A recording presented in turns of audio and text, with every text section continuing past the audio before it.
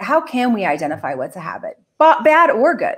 Yeah, yeah. So it's such an interesting question because on the surface, it might seem so simple. It's something that you do over and over. Where it gets complex is that habits become part of our identity. And so taking a step back and saying, what are my I am statements, or where are my I am not statements?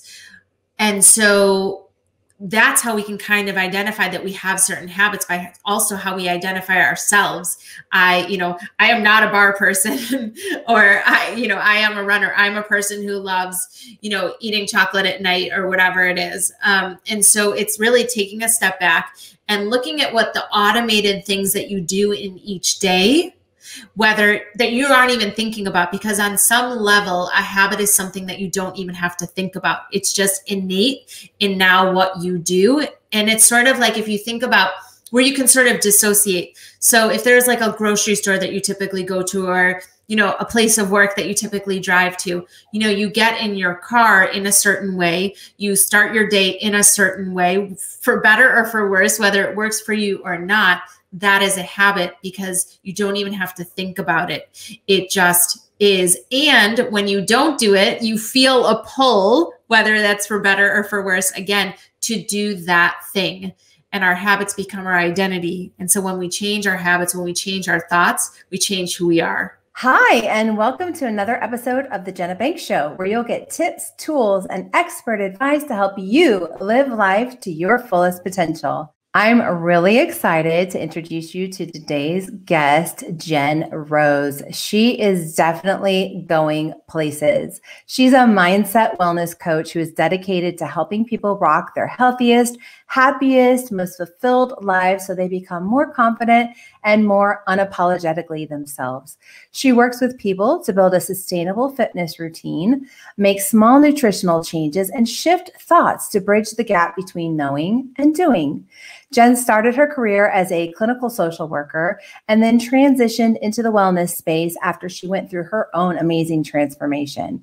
She learned that living a healthy lifestyle starts with your most important muscle, your mind.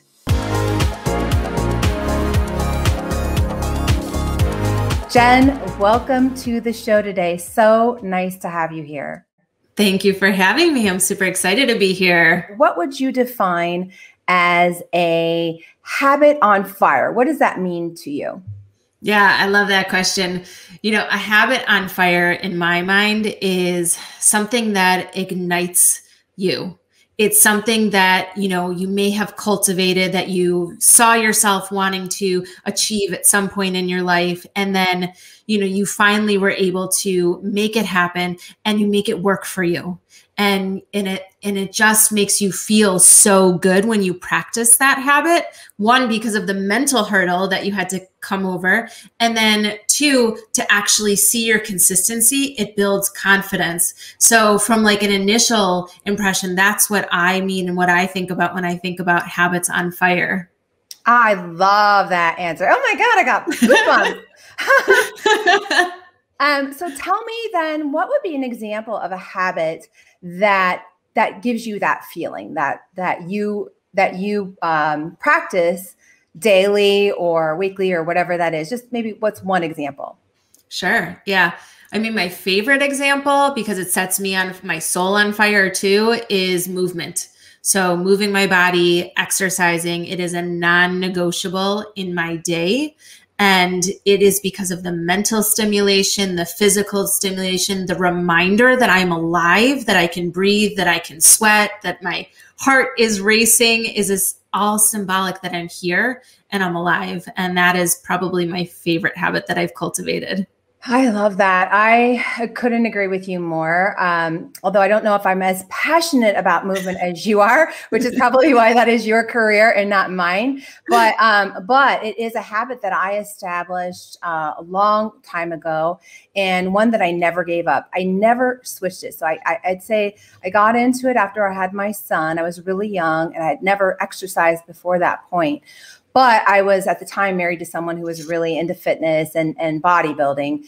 And it just got me into the habit myself. And ever since then, I never let myself go every week I will at least exercise 3 to 4 times a week. 3 at a minimum, 4 is my ideal. 5 would be pushing it, but and I don't like it to be a pushing kind of situation. It's just what feels good in my body. I'm happy with my fitness level when I do that, and so it's just become one of these habits that it's a healthy habit that just I know makes me feel good. Mm-hmm.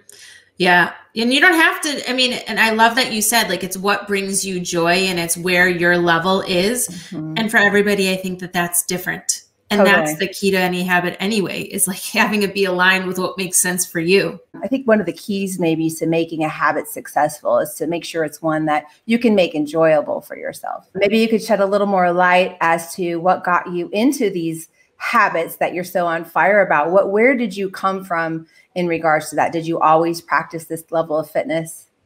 That is a really good question. So I played sports growing up. I ice skated starting when I was 5. And then all the way through high school, I played sports. But at the same time, I was always the bigger girl on the team.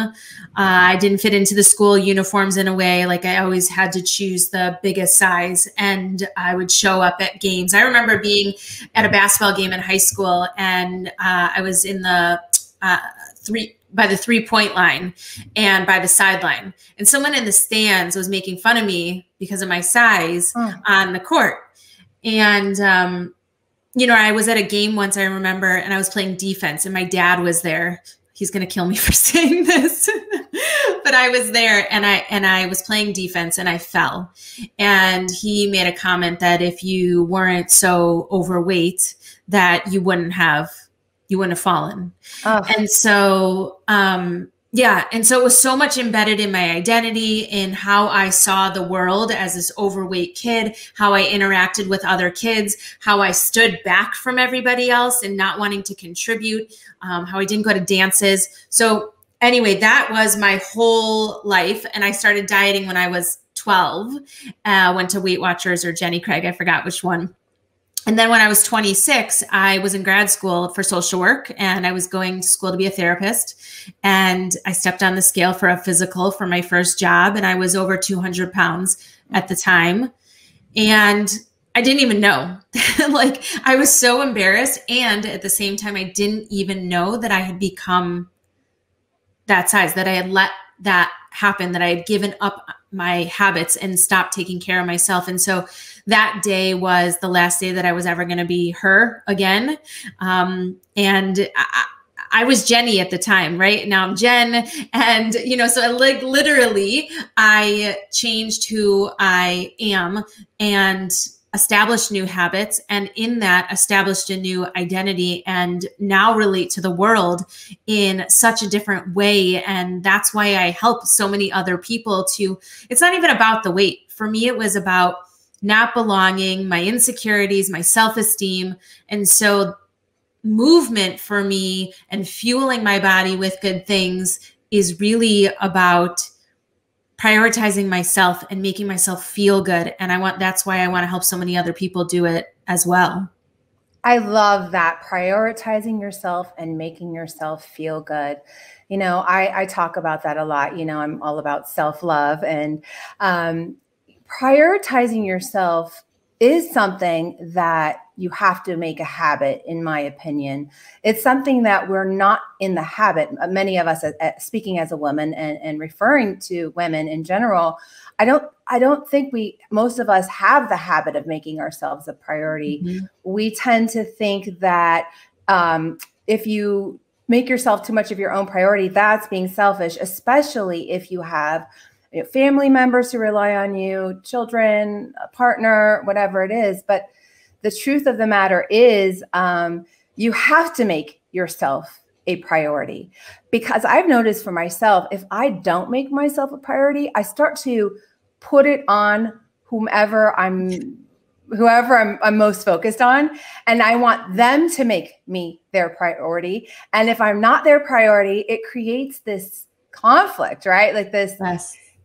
You get upset, you're disappointed. It creates this need for someone making you a priority, and it really is supposed to come from you. And so this denial of that we've had, myself included, is, it was a huge game changer for me. I don't know. It sounds like it was for you as well. Yeah. I mean, to your point, it's easy to recruit other people to meet our needs or to put our attention on somebody else. And the reality is that we are responsible for having our needs met, in some cases, reparenting ourselves, and figuring out what our needs are, and also being okay with the fact that we have needs. Yeah. Yeah, absolutely. Figuring out what they are is really important. And I'm getting chills thinking about this, because if you think about what your needs are, what they really are, how can anyone really be responsible for that? It's ridiculous to even think about. Yet we try to be responsible for the needs of everybody else, and taking that on as our responsibility. And I hate to say this, but I almost think that, we take on this responsibility also of our children to meet their needs, instead of teaching them that what they need is okay, is valid. It might be different than what someone else needs, and how they can take care of their own needs. So I think it starts at home. We just weren't raised that way. And I don't know, my mother wasn't really my maternal figure. My grandmother was. And it's funny, she still talks to me today like I'm 8. I think it's something that parents don't tend to let go of. Like, hey, we got it. I'm 40 something years old. I got it. Like, I got it, Grandma. But she still thinks she needs to tell me every little, how to run my life. It's funny. You know what? So, what's so interesting about what you're saying and why it makes it hard to change habits, is because we do a dance with people that we're in relationship with, and it becomes predictable, right? And so that when you talk to your grandma, that she's going to treat you a certain way, and she knows that you're going to act a certain way. And when we start changing, it makes other people uncomfortable, and then it wants to bring us back. That anxiety wants to bring us back to those old roles. And I think about, you know what I'm saying? 100%. 100%. It's that they're familiar with. It's the role that our relationship was based on, and anything else, it's just they don't know how to function that way. That's a very good point, Jen. I love that. Love that. So tell me a little bit about, I'd love to talk about your Clubhouse room. I know that, when did you start that, by the way? Let's see. So I joined Clubhouse in the very beginning of February, and I started my room probably about 8 weeks ago now. Oh, wow. Okay. Sounds like you've been doing it forever. So for those of you who don't know, Jen Rose's room is the High Vibe and Wellness Club, and I highly recommend checking it out. I know you have a regular show that you do on Sunday mornings, right? I do. What time does that start? It is at 8:30 Central, 9:30 Eastern a.m. And I have been attending some of those, and wow, can I just say you have done an amazing job of bringing together some really incredible, inspirational thought leaders, coaches, speakers. I mean, that's amazing. So how did that come about for you? And what made you want to do this as a regular program? Yeah, such a good question. And to be honest, I was scared. I was scared to death to put myself out there in that way. Every single time, even that Sunday morning rolls around, to hit that start the room button, there's a little bit of jitter that comes up for me. And what makes me want to do it is it's what I've been waiting for my whole life for. And what I mean by that is, I joke, because I'm a social worker, that by training, that I'm allergic to small talk. Yeah. And so to create these meaningful conversations where we're digging deep into things, and to bring people in to create this amazing experience where they feel seen and heard and included and moved and inspired. That's all I want for people, is to feel inspired and to feel moved and to take action from it. And I want to grow and I want to learn. And so to have a space where I can hold space for other people to have these incredible conversations is just a dream. And the fact that I had someone say, Jen, let's plan a room. And then once I did it once and I was like, yes, because it felt so amazing. I was going to swear, but I didn't, but it felt so amazing to do it. I was like, oh my gosh, this is what I'm meant to be doing. And so I continue with it and I continue to get positive feedback and I continue to check in on myself and see how I'm feeling about it. And, it's really turned into something pretty remarkable and special. And I'm so grateful that you've been in there and shared the space and come up on stage. So thank you for the support too. Oh, it's my pleasure. It's really amazing to watch you do this. First off, Clubhouse is a little newish for me, as it is for most people. I mean, it's a really interesting platform to be able to connect with people on a basis of just pure audio. Very, very unique. And I have to say, thank you for having me on the times that you have. I have to say, I can understand the nerves going into it because it's a really unique platform when you're listening, because you hear people just divulging so much amazing information that they might not share in another type of format. They get deep, they get real intimate, and you feel it. You can feel that connection.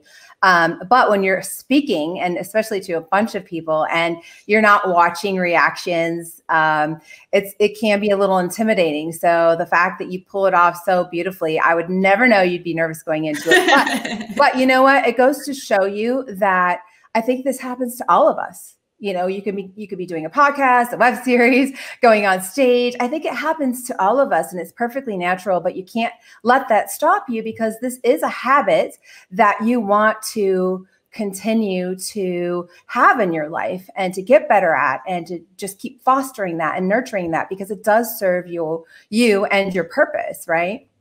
Totally. And when I do it, when I take a stand for something that I want to do and I do it and then I share about it, it gives someone else power and encouragement that they can do it too. And so if I can get over myself and my own insecurities and I can make it, this isn't about you, Jen, this is about them. Yeah. And if I can step into that, then it helps me to have this inner strength to rise above any other insecurity or vulnerabilities that I have, and there are many, and do it anyway. I say exactly the same thing to myself, because that same thing happens to me. Sometimes I'm on somebody else's podcast or I have an opportunity to speak, and I have to think exactly the same thing, because this is newer for me to be out as much as I am now in the public eye. And so I have to think to myself, this isn't about me. This is about helping others, and you do it for them. So it does help you to get over yourself a little bit easier. So I wanted to talk to you also about food habits.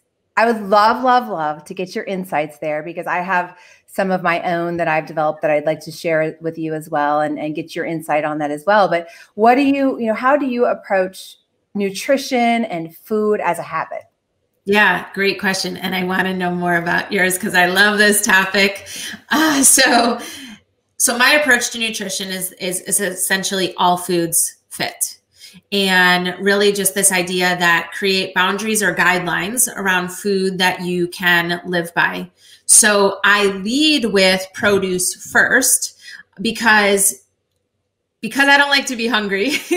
And so I lead with produce first because it's filling and has a lot of substance. And so, that's the big thing for me. And at the same time, my vice is pretzels and peanut butter, and I love a good glass of wine or a martini. And so the balance really looks like, in what context do I have those things? When does it make sense? Because there is a psychological satiety component to really like enjoying food, because food is fun. And there's also the physical satiety part of it. And so it's thinking about, for me at least, I think about, when do these foods fit in?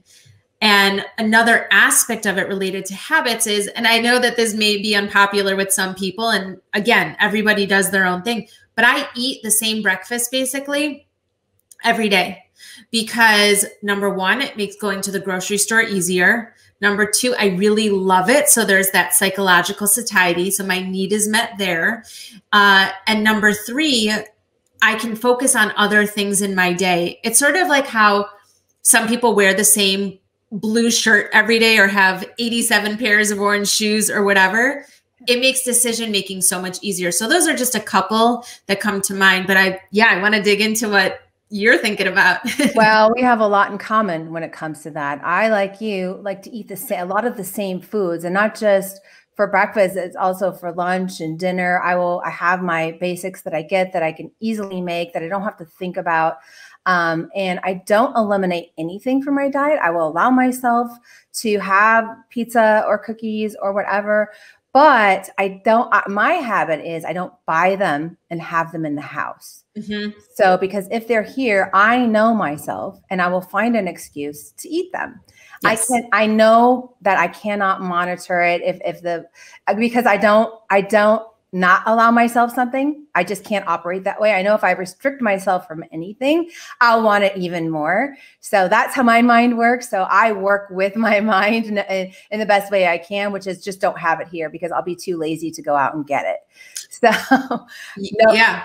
You made a really good point. There's a level up. So you're kind of talking on behavior change, and what you're talking about right now is like there's a string of events that would have to happen if you don't have it in your house that make that chain longer, mm-hmm. which then requires more motivation to be able to access it. And then you really have to say to yourself, do I really want it enough to go on my car or wherever and go get it and go pay for it? And when you have all those things, then it minimizes the likelihood that you're going to actually do it unless you really, really want it.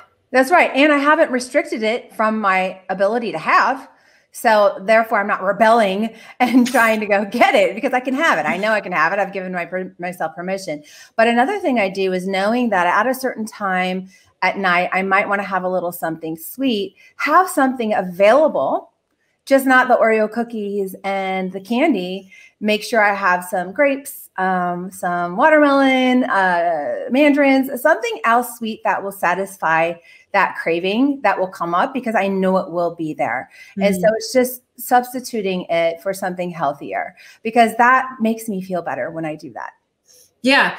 And I think, even if you did have the candy or the Oreos, like you do you, right? Like, yeah. I mean, I will admittedly say that when I think about the boundaries around food that I live by, I have a treat at night. And that might be some graham crackers with peanut butter. It might be like a healthier alternative to, ice cream, maybe like a Halo Top or something. Mm-hmm. And so, but what that allows me to do, because I haven't been willing, and I know this about myself, to give up that habit. Mm-hmm. It's not that I can't, I'm just not choosing to give up that as a habit. That's okay. So if you're happy with it, if you're happy with the result, that's fine. I like you. I just think that it's not healthy to restrict yourself from these things that you might want. It's just, mm-hmm. I don't think that sets you up for a healthy, it's not sustainable. And totally. I'm all about sustainable long-term habits. And like you, I will sometimes also, rather than a Halo, maybe I'll get something like, I like the fruit juice pops that are like natural ones that are low calorie. And so if I indulge and have 2 or 3, I won't be mad at myself because it's still way better than what I used to do, which was eat an entire pint of Ben & Jerry's ice cream for dinner. I did that. I would do that literally. I'd be like, well, it was my dinner, but that was like the worst dinner ever. Yeah. So so my first stop at the grocery store is the produce section, and my cart is pretty much, I'd say, 70%, maybe 65 to 70% full of produce. So I'll juice, I make salads for dinner. I might just have plant-based options. Another habit I got in the habit of is not eating meat. So I learned that meat is carcinogenic.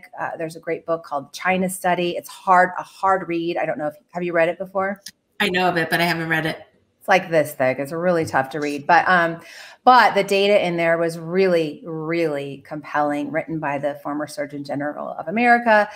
He did this decade-long study in China and basically concluded that there's hard evidence that there is a link between cancer and overconsumption of meat. Now, it doesn't mean you don't have to eat meat, but if the diet is 5% or less of meat, basically they studied these rural areas in China where there's basically no instances of cancer.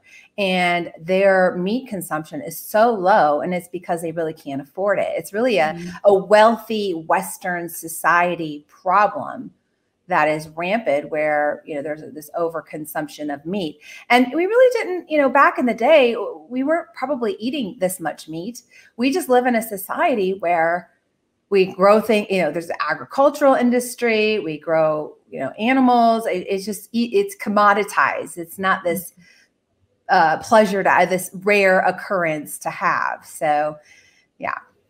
That's interesting. Yeah, I know. And there's a lot out there that people read about. And, for me, I think about, there's science and there's evidence, and there's a reason for that. And at the same time, starting where you are. And if that, and so if the science persuades you and moves you and inspires you to do different, awesome. And if the science doesn't, or you don't feel like you're ready to make that change, or you don't think you could, limit yourself maybe in that way, or switch this thing up, like, do you, and give yourself some grace.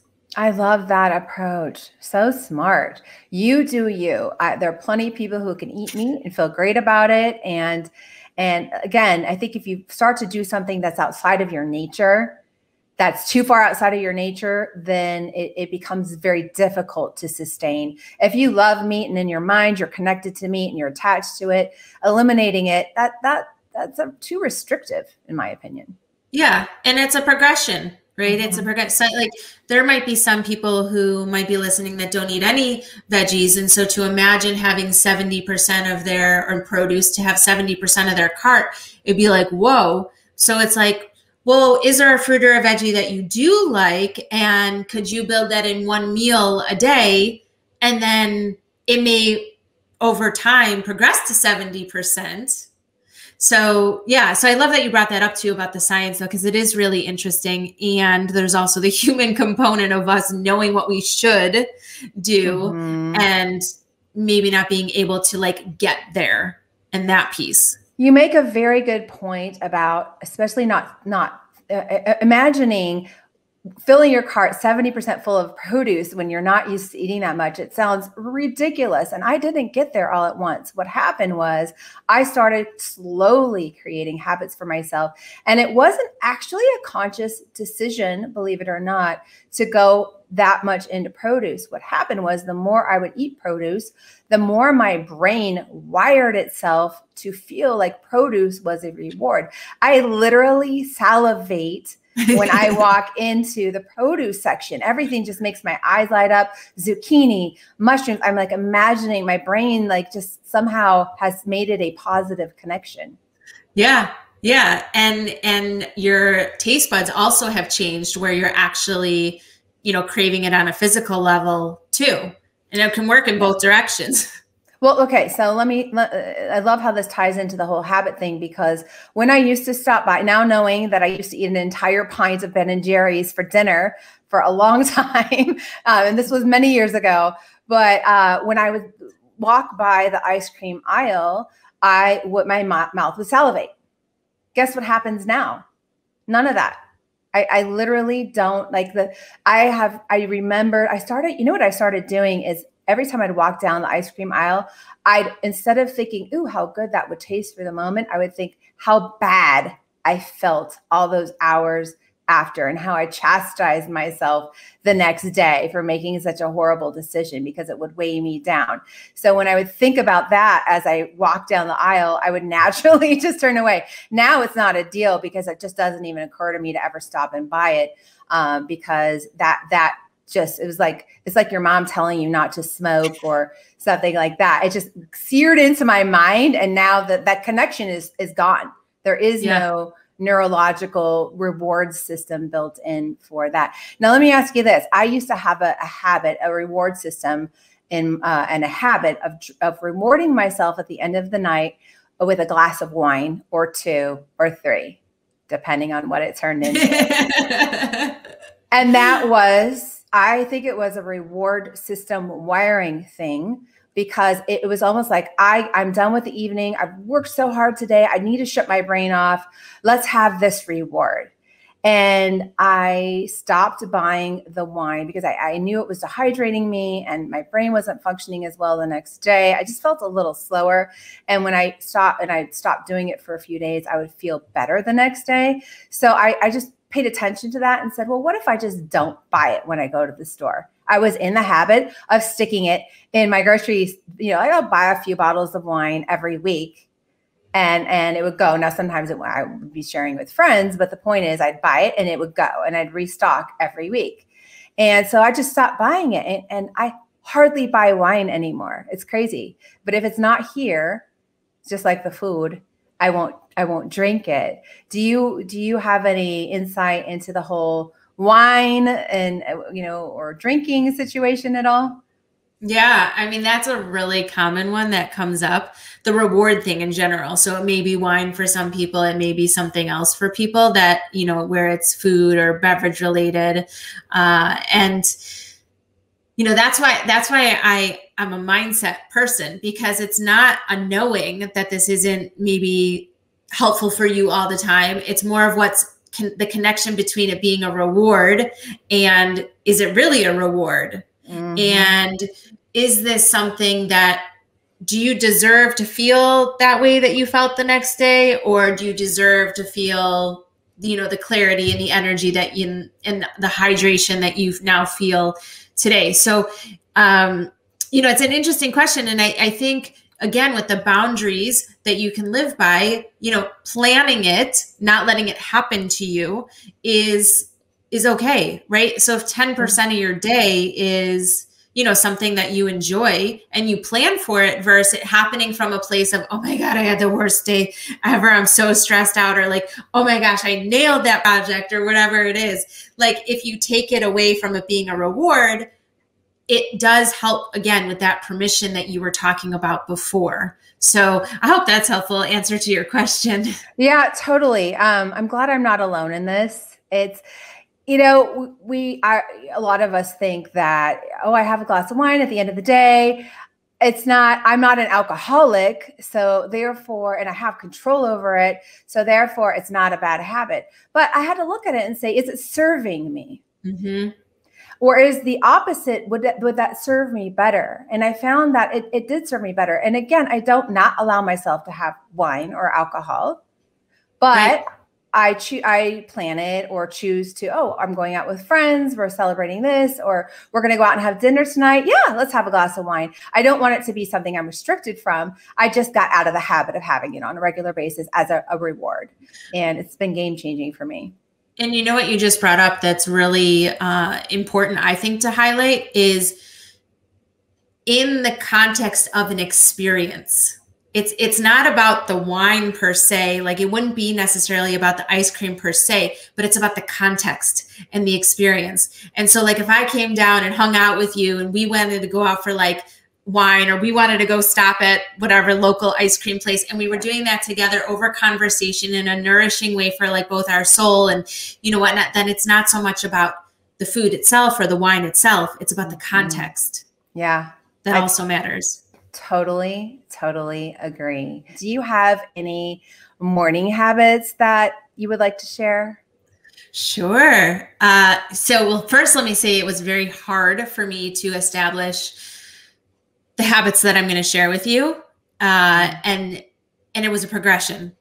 So my morning habits, how they look today, and if you want to know how I got here, I'm happy to tell you that as well. But my morning habits today, so I wake up probably about an hour and 15 minutes earlier than I used to. And the first thing I do before I even set foot on the floor is in my bed, I put my hand on my heart, other hand on my belly. I take a deep breath in and I think about whatever pops into my head that I'm grateful for. And the important thing I want to note there is like, I don't think necessarily I'm grateful for my family and all of that. Yes. I'm grateful for the roof over my head. Yes. But what I'm really serving in my mind and where I'm really focusing my attention on is those little moments, like the sun coming out, like my dog running up to me, like the person at Starbucks who we had a great conversation with, or Jenna, you know, you inviting me to be on the show. Right. So the first thing that I do is practice gratitude. And then I go and I sit on the floor and I do a 10-minute meditation. And from there, I get back in bed and I take my book out and I start to read for about 10, 15 minutes or so. And then I take my journal out and I write for 3 pages without putting my pen down. And I drink some water and I do a little movement. And that's my morning routine since January. Oh my God. I feel like we're twins.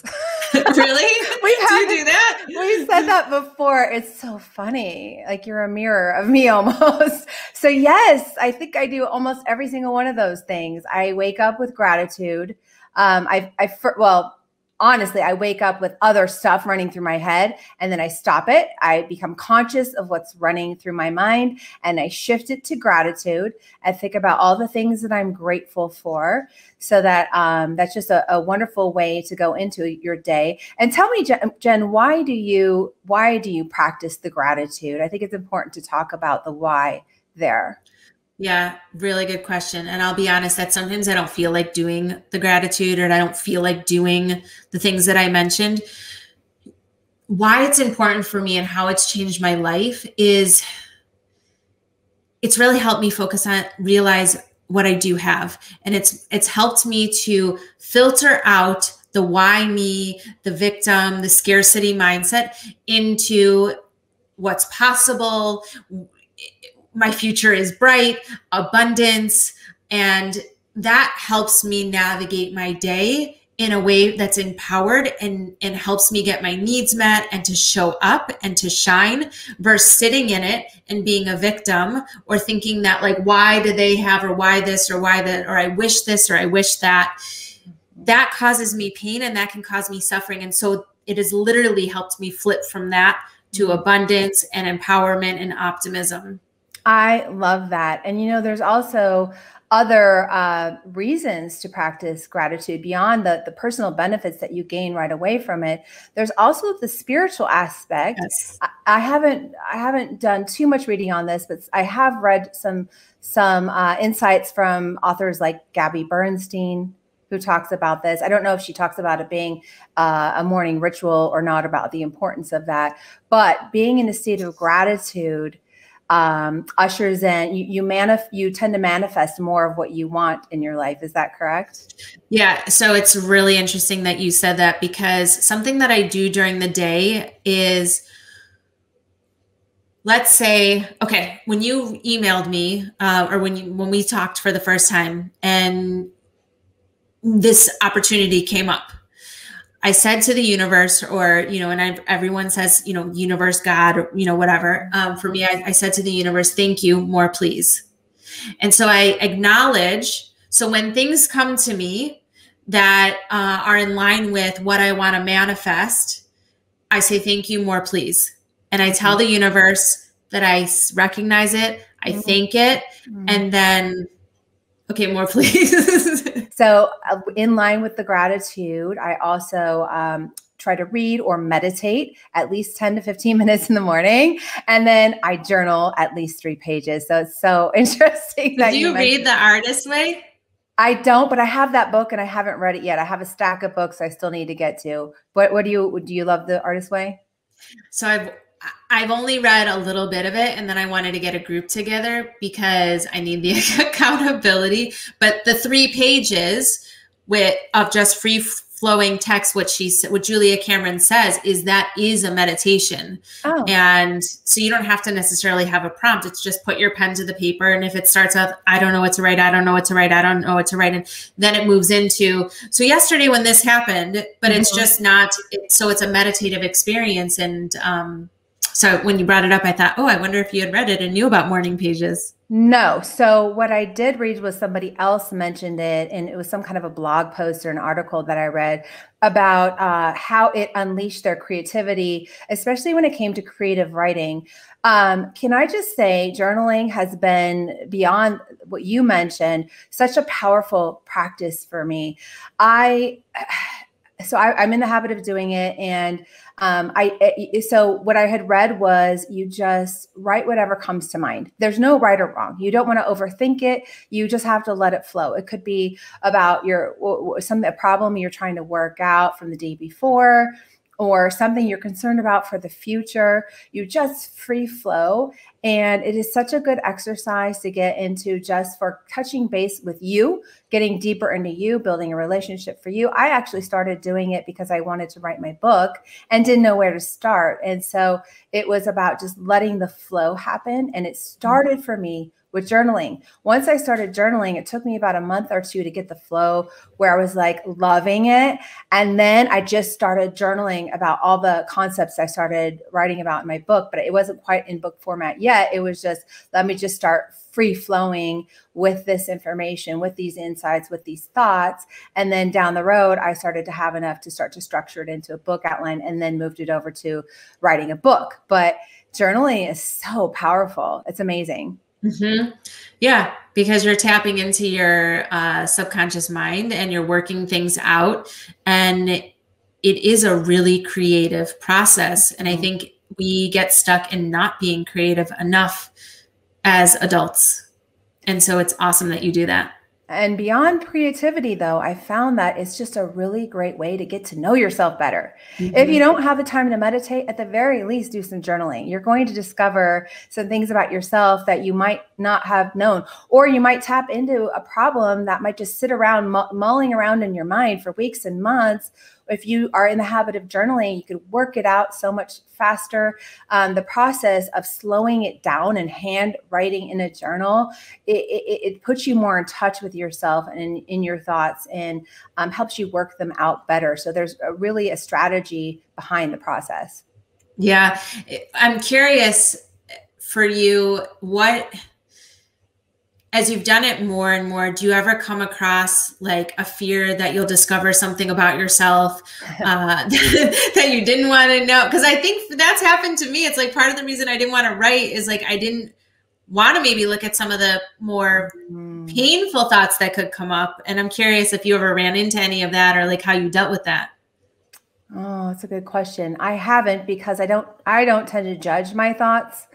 I just work them out. I want to deep dive, and I am so curious that if something does come up, I want to face it head on. I'm like, oh God, I uncovered that. What is that? I didn't even know that. I'm just so curious. I'm curious about myself, and I'm curious about others. So, but especially about myself. And I have to tell you, in my last relationship, I got curious because I went to see a relationship coach. I did it virtually, but which I highly recommend to anybody who's never tried a coach rather than going to a therapist. An actual relationship coach, they have some very good insights that are very different than therapy, but I learned some limiting beliefs that I had around relationships, and they stemmed from old trauma, which uncovered something completely new for me, in that, yes, I knew I had old trauma, but I thought I had dealt with it.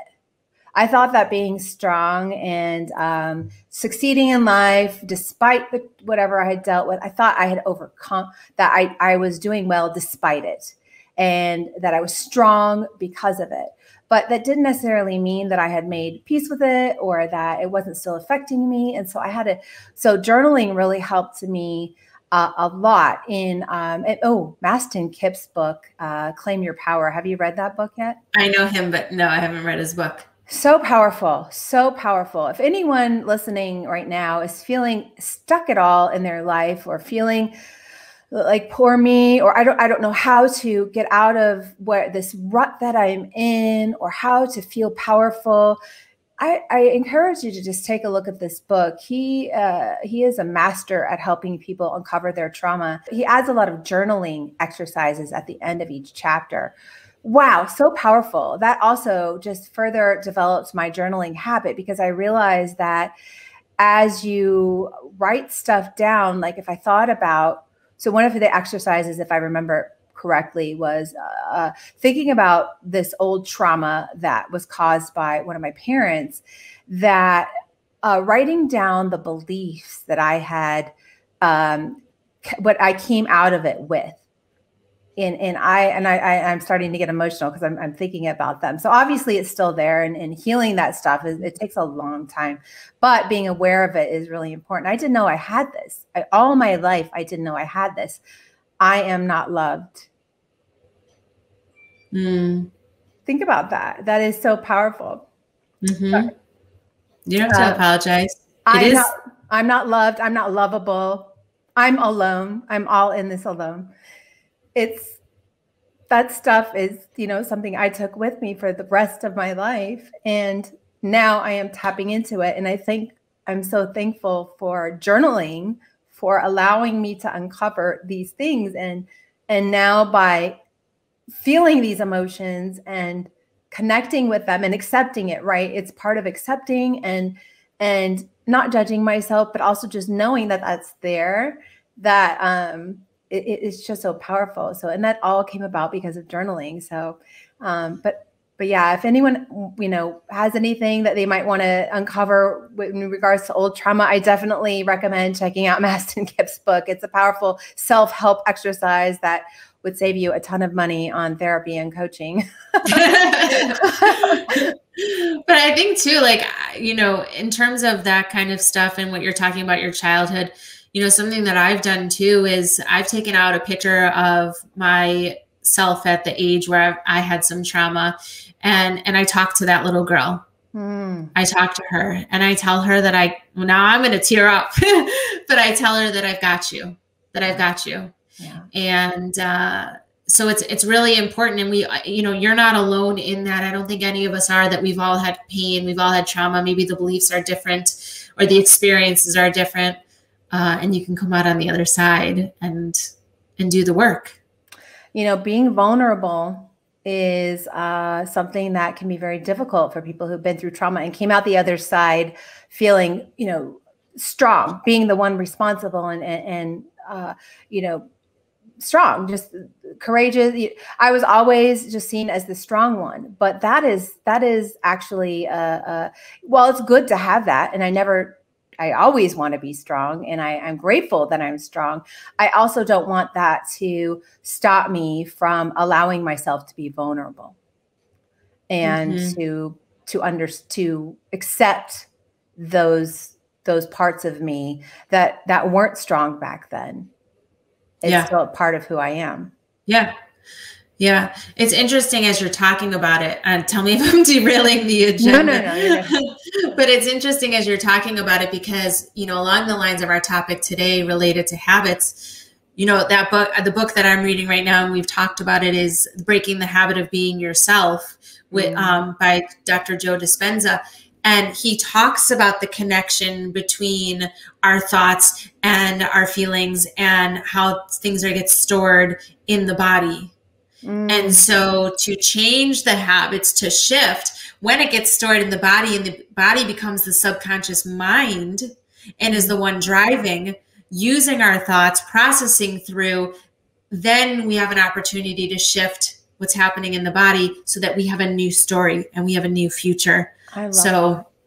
Yeah, for whatever that's worth.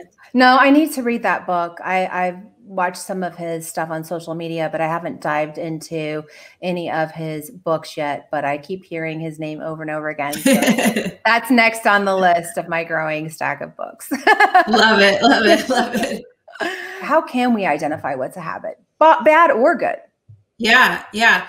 So it's such an interesting question because on the surface, it might seem so simple. It's something that you do over and over. Where it gets complex is that habits become part of our identity. And so taking a step back and saying, what are my I am statements, or where are my I am not statements? And so that's how we can kind of identify that we have certain habits, by also how we identify ourselves. I am not a bar person or I am a runner. I'm a person who loves, eating chocolate at night or whatever it is. And so it's really taking a step back and looking at what the automated things that you do in each day, whether that you aren't even thinking about, because on some level, a habit is something that you don't even have to think about. It's just innate in now what you do. And it's sort of like, if you think about where you can sort of dissociate. So if there's like a grocery store that you typically go to, or, a place of work that you typically drive to, you get in your car in a certain way, you start your day in a certain way, for better or for worse, whether it works for you or not. That is a habit, because you don't even have to think about it. It just is. And when you don't do it, you feel a pull, whether that's for better or for worse, again, to do that thing. And our habits become our identity. And so when we change our habits, when we change our thoughts, we change who we are.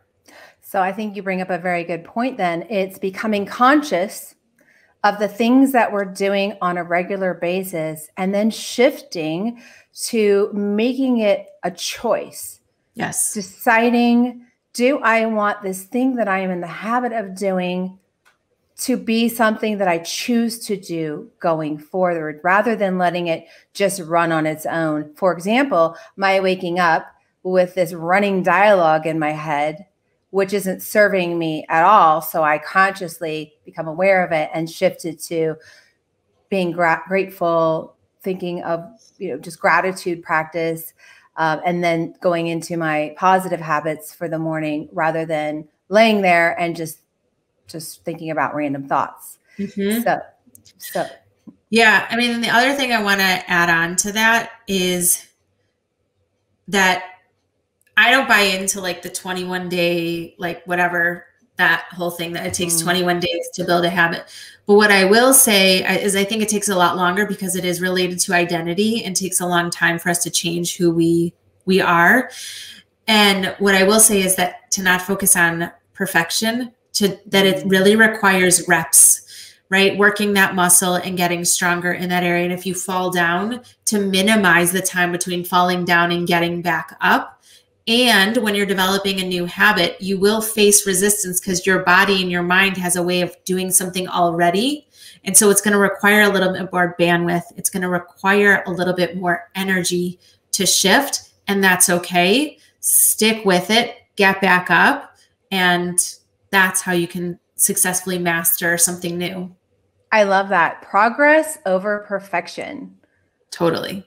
100%. Yeah. We can get so wrapped up in trying to do something perfect and then just forget about it because we're just not doing it right. But it's that conscious choice that I want to make this a new habit. And at least I made some progress towards that goal today. Tomorrow I'll keep doing it better. And just like this show, for example, my first one wasn't, I look back and I go, oh, I could have done that differently, but I don't care. It's fine. Like the next one will get better and the next one will get it better. And I'll realize I need to do this differently next time. It's about, developing. You actually can't go into it doing it perfectly the first time. It's just starting and making the conscious effort to do it and getting it done.